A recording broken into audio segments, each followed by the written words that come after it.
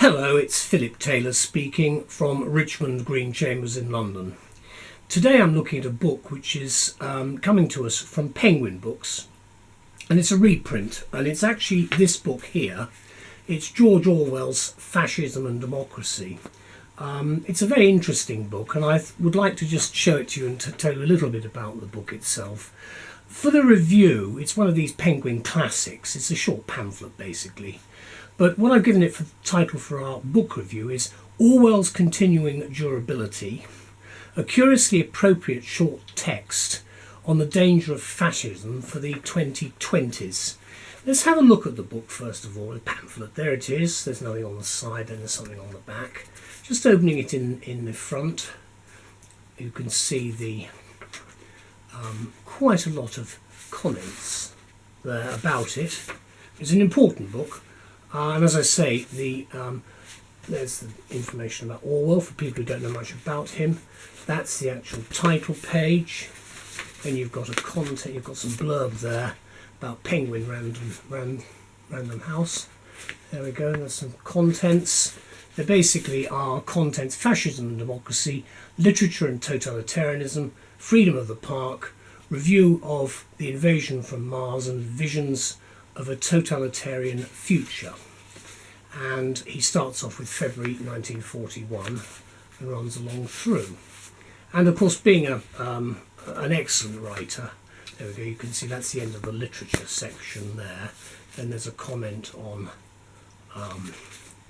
freedom of the park, December 1945, after the war, and then obviously runs right all the way through. And then at the back, you've then got at the back of the little pamphlet some publications from George Orwell. I've read a number of Orwell's books, and he never really disappoints, in my view.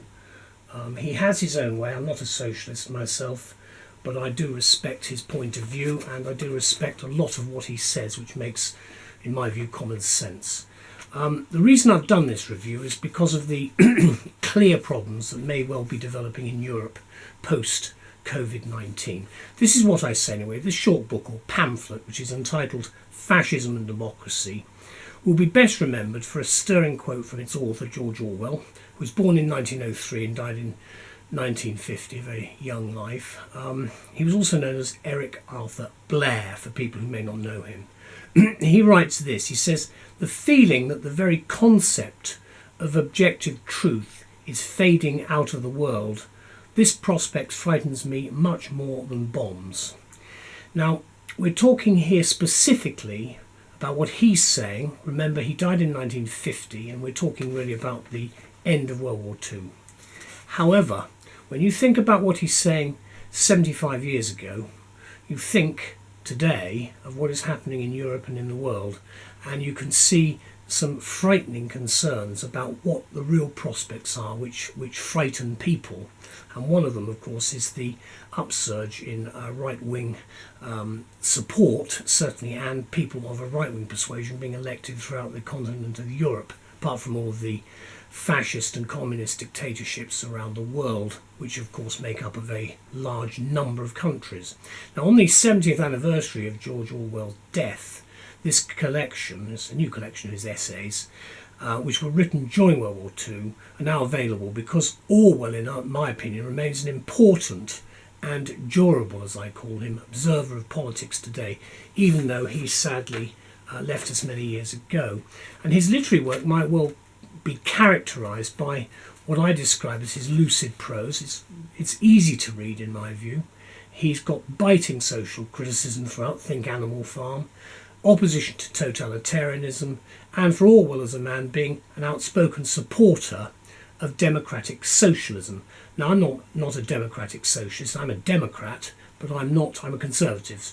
But I do understand the points that he makes, because the socialism I think he's talking about is rather different from some of the brands we have seen, certainly in the last 40 years of my political life. Now, this small pamphlet comes to us from Penguin.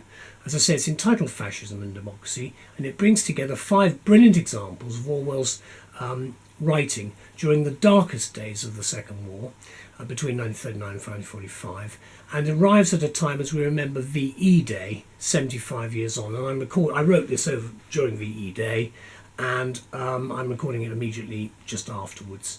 And as the publishers accurately observe, Orwell grappled with the principles of democracy and the potential of reform, the meaning of literature and free speech in times of violence, and the sustainability of objective truth.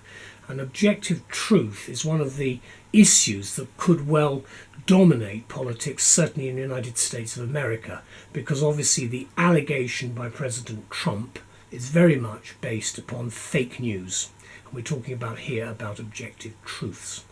Nothing much, in my opinion, seems to have changed in the intervening years since these words were written, and I think it remains, the comments remain highly relevant for the 2020s.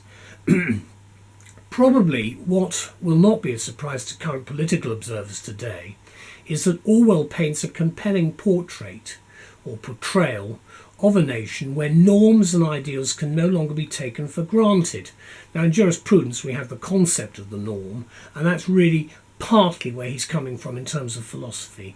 And of course, as with the best of Orwell's writings, these essays also serve as timeless reminders of the fragility of freedom, and should be read, I think, by as wide an audience as possible, with the resurgence of right-wing politics in Western Europe, which is a worry to many of us.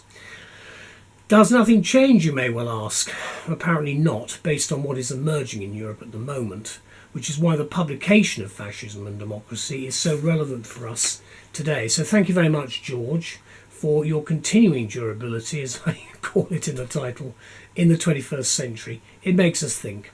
And the publication date of this new paperback third edition is cited as at the 21st of January 2020. There we go. And I'm recording this just after VE Day in May 2020. And you've got an interesting point here on literature, and just go to that. Literature and totalitarianism. There we go. And it's done in date order, so you start off, the first of the essays starts off, that's specifically on fascism and democracy, February 1941, and then May 1941, running all the way through. Remember, of course, that Orwell worked for the BBC and was a very established writer, well-known person, and as I say, these essays that he has produced, I think, are very useful, and I hope the review that we've written will be of some interest to people studying politics and jurisprudence, and to a much wider audience as we reflect as well 75 years on from the end of World War II. Thank you very much to all concerned for republishing these essays. Bye-bye.